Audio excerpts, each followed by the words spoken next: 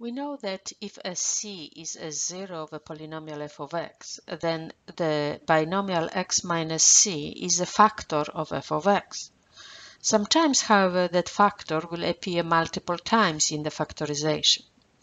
And if this happens, then we call such zero a multiple zero, and the number of times that factor appears in the factorization is called the multiplicity of that zero. In general, we'll say that C is the multiplicity k. Then if k is the largest exponent such that x minus c to the power k appears in the factorization of f of x. For example, if I have the function f of x equals, say, x minus 2 squared times x plus 1, the zeros of this function are x equal 2 and x equal negative 1. They are zeros because there is a factor x minus c present in the factorization. Now, factor x minus 2 appears twice, and this is indicated by the exponent. So we can say that that zero has multiplicity 2.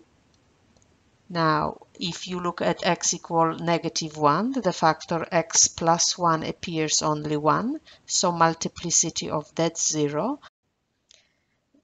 is 1. In the example, we have a polynomial function, and we want to show that c equal 1 is a zero of that polynomial, and we want to determine its multiplicity. Finding out whether c equal 1 is a zero or not is relatively easy. What we have to do is just compute the value of function at 1, and that value is going to be 1 minus 2 plus 3 minus 1 minus 1, which is indeed 0. So yes, the x equal 1 is a zero of the polynomial function. Now, if this happens, then function f of x can be written therefore as a product of x minus 1 times q of x.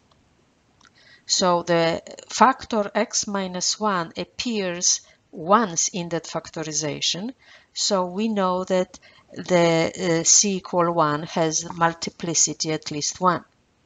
Now, could that multiplicity be higher?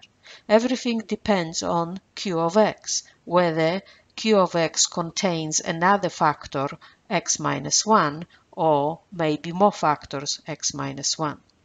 Now, q of x is the quotient when f of x is divided by x minus 1. So using synthetic division, we can quickly determine that q of x is x cubed minus x squared plus 2x plus 1. And the question is, when figuring out multiplicity, does x minus 1 appears as a factor in this polynomial? To answer that question, we can check whether 1 is the zero of that polynomial, and therefore we can compute q of 1. Q of 1 will be 1 minus 1 plus 2 and plus 1, which is 3 and not 0. So that means that x equal 1 is not a zero of q of x, and therefore the answer to the question, is x equal 1 a factor, is no.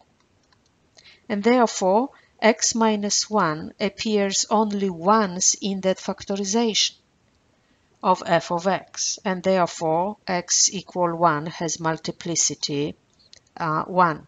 So x equal 1 is a 0, and it is a 0 of multiplicity 1.